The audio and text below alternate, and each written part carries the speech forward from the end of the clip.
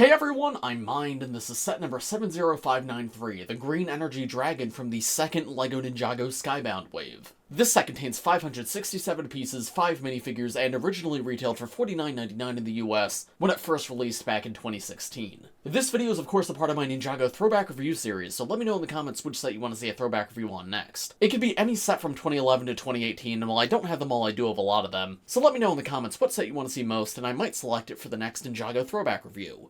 If you want to see which reviews I've already done, I'll have a full playlist linked in the description below as well as in the pinned comment. But now, with all that being said, let's get into the review. So the main build of this set is of course the actual Green NRG Dragon, and this is definitely one of the most unique Ninjago Dragons we've ever gotten. Like, I can't really think of another one that's like this. When I first got this set back in 2016, I absolutely loved it. I thought it was one of the best Ninjago Dragons of all time at that time. Now though, looking back, I don't know. Obviously newer stuff has the ability to be much better because there's more parts available, and the designers have been working on it for longer so they have more experience. But this build does do a lot of things that I actually really like, so let's go through it all. Starting at the head here is very thin, and in fact this entire build is very bird-like. It reminds me of a chicken, and I think it's always cool whenever Ninjago Dragons are very clearly based off of a real-life animal. Like for example, the Jungle Dragon's very obviously a dog, the Lightning Dragon from the first Dragon's Rising wave is very clearly a T-Rex. But yeah, if I was to pick an animal for this, I would definitely say chicken, which like if I was the designer probably would not have been my first pick for like a dragon for the Green Ninja, but also that's kind of what I love about it because it does have this really unique, very goofy personality. Very interesting part used on the nose here. Honestly, I don't think I've ever seen that part anywhere else. It's sort of like paw-shaped, so I want to say it's probably from like Chima or something, but I actually don't know. If you guys recognize that part and like know where it's from, let me know in the comments because I'd be curious. But I'm like 90% sure this is the only Ninjago set to ever use that. And it works well as like this big bumpy nose. Obviously, all the dragon heads were brick built at this time, and I do think I prefer the modern molded dragon heads to this, but I will say this is probably one of the best brick built ones. The jaw at the front can hinge open to get some more motion out of the dragon, and I like these tooth pieces to represent eyes. It's somewhat impressive too how they're able to keep everything stable and build on the sides while also keeping everything very thin, and these tentacle pieces to be horns look really nice. But my favorite individual piece has to be this on the bottom of the jaw. That's a Djinn Blade piece from the Tournament of Elements wave, and I don't believe we ever saw that piece again outside of that wave aside from this, and I guess the one in the Day of the Departed sets. But they do a really good job to represent Lloyd's element and gives the dragon like a really nice face shape. I actually like that quite a lot.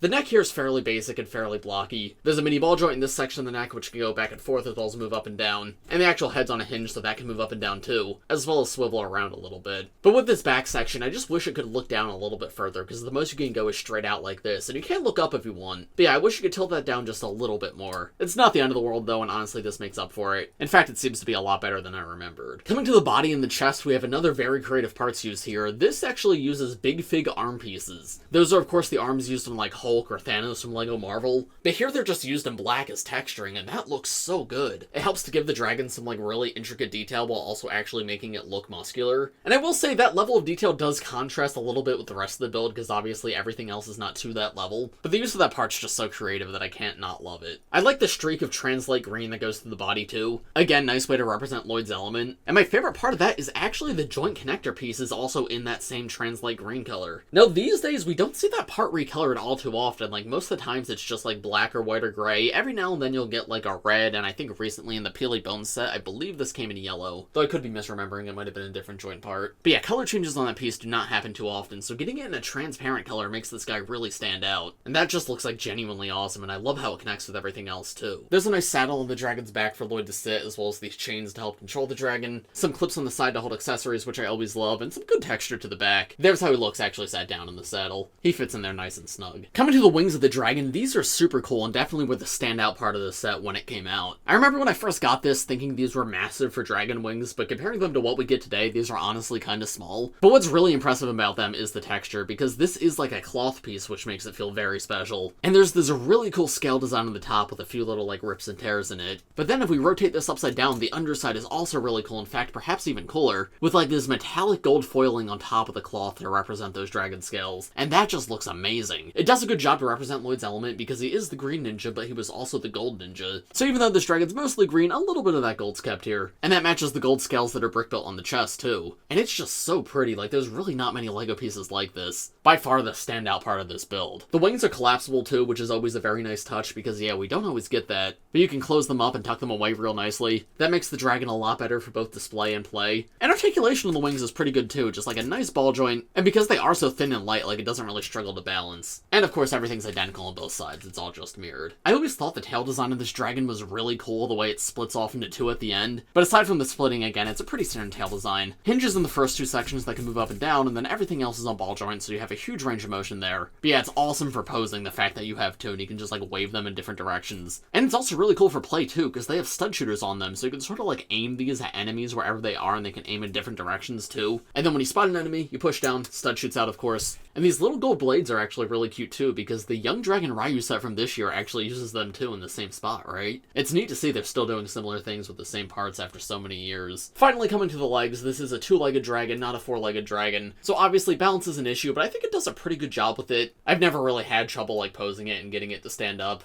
And then the actual leg design's perfectly fine. Like, it is quite simple, very, like, smooth and blocky, but I think it's effective for what they're going for, and it matches the style of the rest of the build. Just like most of the dragons from this time, they do use the CCBS feet pieces, which when I review these, those definitely feel like the most dated parts of these builds, because it is just one big part that represents that entire foot, and it does feel more mechanical than the rest of the build. That being said, I think this is one of the dragons that uses it a little bit better than some of the others, and I think in large part that's due to these claw pieces at the front. Now, these we see on dragons, like, all the time these days, but I think this is one of the first to ever use them, if not the first. But they integrate really nicely with the CCPS foot piece. And the back talons are a really cool touch too, both for balance and for keeping that, like, bird inspiration. Overall, I like this build a lot, but I will say it is very silly. Now, silly's something that I love in my Ninjago sets, especially on a dragon. If it's good and silly, that's like the perfect combination for me. That being said, I know that not everybody wants silly. People want things that are cool and awesome looking, and I don't know if that's necessarily this dragon. I think the dragon's biggest strength is all of, like, the creative parts usage on it. You have the big fig arms, you have the jade blades, you have whatever that nose piece is, and then of course the wings are one of the highlights. And I think it all comes together really nicely and makes for a very unique looking dragon. The question just is, do you guys like this look? Me personally, yeah. Probably not my favorite of all time, but I do think this holds up fairly well. But it's also the kind of build where I can look at it and see why other people might not like it. So I'm curious to hear what all of you think in the comments, but I will say at the very least, this is a quite good build. It just depends on whether or not it's your style. I'll talk about all of that a little bit more at the end of the video though. For now, let's take a look at the side builds in the set, and then the minifigures, and then I'll give you my overall thoughts on everything. The first side build in this set is this Catapult for the Sky Pirates, and this is cool because it looks very, like, thin and scrapped together, but that's kind of the whole Sky Pirate vibe. So it keeps the part count low while also giving you, like, a really effective toy. And this is very simple. You push back on this, and the Catapult will actually launch a little thing. Here is that in action. It's just a 2x2 rounded brick. Nothing special, but it works for these purposes. Another really cool part in this set is this build has the cow skull piece on it. When I first got this set, that was my first time ever getting that piece, and that's such, like, an iconic LEGO piece to me, so I had wanted it for a very long time, so I was very happy to finally have it here. And I think it looks cool as, like, the launch point for the Catapult. And then, yeah, not too much I'll say about this. Obviously, it's got wheels so it can roll around. There's a little bit of motion on these white parts right here, but not much. It's a good villain side build with a nice size to it. And then the other side build in this set is a little bit of terrain, a campsite for the Sky Pirates. And this is honestly really cool. I like this quite a bit. Again, it's very simple, just like bricks stacked on top of bricks. You have one big ugly rock piece right here. But this is the kind of thing we don't get too often. Just like a place to display your minifigures, have them hang out. And there's really not much to do here. You just sort of have them hang out here. This leaf can be moved out of the way to reveal a cave with a barrel inside, and inside of that is this rounded gold tile. There's also a watchtower at the top where minifigures can look out, and that has a stickered Sky Pirates flag flying from it. I love this. It's not a ton of parts, but it does add a lot of value to the set. It makes it really great for display, too. Here are the first two minifigures in this set. We have the Skybound suits for both Lloyd and Cole. Now, weirdly, these aren't like their regular versions of the Skybound suits. They don't have their armor, and they also don't have their hood pieces. Rather, they come with their hair pieces and half masks instead. I genuinely don't know why that is, and it's a little disappointing. It's honestly one of the weakest parts of this set, and you could very easily customize that to fix that, but yeah, it's just weird it's not like that by default. I do appreciate having another way to get the hair pieces, but the masks are definitely way more interesting, so I would have liked if they were included here. I'm getting a little ahead of myself though. Before we talk about the minifigures, let's talk about their accessories. With Cole, it's just a golden katana, not much to say there, but Lloyd actually comes with two very interesting ones. First, he has a golden staff with this green gemstone on top, and I don't know, I just think that one's cool. It's not the kind of weapon we typically get in Ninjago sets, and obviously it's not anything from the show, it's just entirely made up for this one. But I think it's neat. It kind of implies like he's channeling his elemental power through it. It definitely fits in with the Green Dragon in this set. I like that a lot. But then his his other weapon is one of the collectibles of this wave, the Djinn Blade, specifically the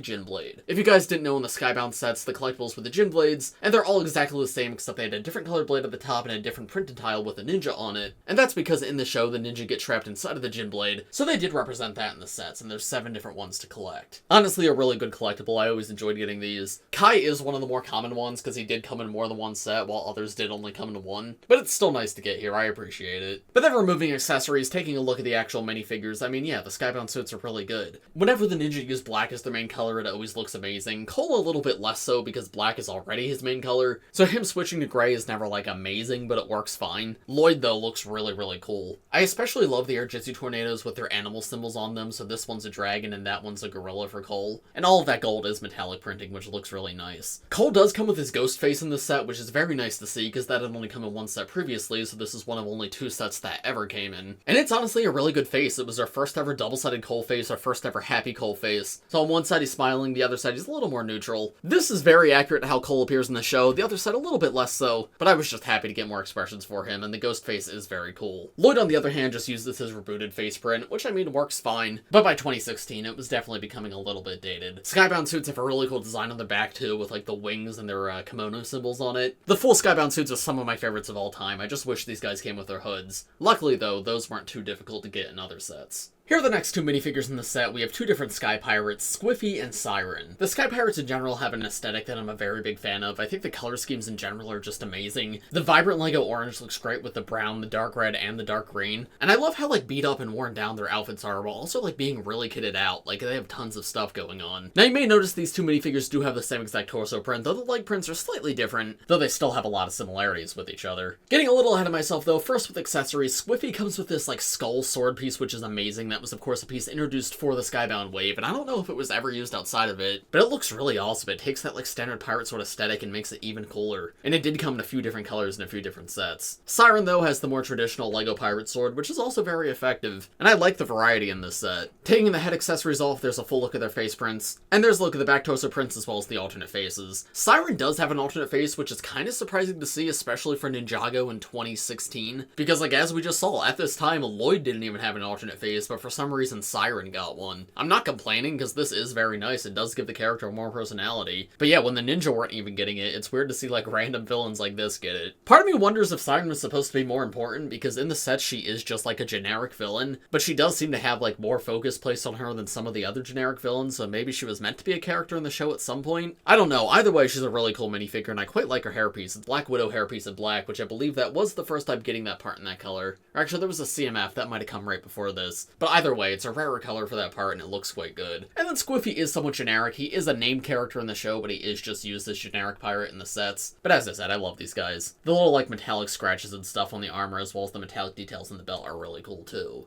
And finally, the last minifigure in the set is Doubloon, and weirdly, he doesn't have, like, exclusive torso or legs or anything. They're the same exact ones we just saw in Cyren, so yeah, nothing new there. However, as I just said, I never noticed that in this minifigure because the designs of all these guys are so good. So even on a somewhat important character like Doubloon, him having generic torso and legs doesn't really stand out to me as a bad thing, because it's so detailed and, like, the printing is so intricate that it works. He just comes with a generic LEGO spear as an accessory in this set. But of course, the coolest part about this minifigure is definitely his face print, because this whole thing in the show is his face can, like, rotate around to have different expressions. So this is like the angry side of his face. You can see his mouth is open and it's got these fangs. But on the other side, that mouth is actually at the top, so it serves as like eyebrows now, and he's got like this happy little smiling face, which is absolutely adorable. This is one of only 2 sets Doubloon came in, so it was very nice to have a second way to get him. And all of the named Sky Pirates have so much personality, and Doubloon is no exception. Really love this minifigure and really love his character in the show. He's a genuinely quite good one. And so, overall, what are my thoughts on the Green NRG Dragon? I think this set's very weird, but I also really like it. The price for the time was perfect. 50 was fantastic for this. You get a nice sized dragon and 2 pretty significant side builds, and a good collection of minifigures too. And as I said, the dragon's not like the coolest of all time. Like, cool would not be the first word I use to describe it. It's very silly, but it uses a lot of interesting parts and building techniques, and the wings are genuinely amazing. Still some of the best wing pieces we've ever gotten in Ninjago to this day. I do unfortunately feel like this is one of the more forgettable Skybound sets, but that doesn't make it bad per se. So would I recommend it? I mean, I'd say you definitely don't need it, like it's far from a must-have. But if you're a fan of Skybound, a fan of Ninjago Dragons, I think this is one worth picking up, because Ninjago has been running for, what, 13 years at this point? So whenever something's unique, that's a good thing, and this is a very unique dragon. This was also our first ever Green Dragon. We have had a few now, what, like 3 total? And that's if we count the Jungle Dragon as one. But yeah, Lloyd Dragons are fairly uncommon, especially in this color. And the body shape's really unique, has a ton of personality. I don't know, I just get the vibe this is the kind of set that not everybody's gonna like, but I honestly really love. So as I said earlier, I'm very curious to hear all of your thoughts in the comments, because of course those are just my thoughts. If you enjoyed this video, make sure to leave a like on it and subscribe to my channel if you're new. And as I mentioned at the beginning of this video, let me know in the comments which Ninjago set you want to see a throwback review on next. But as for this video, I think that's all I have to say, so thanks for watching everybody, I hope you all enjoyed, and I will see you in the next one.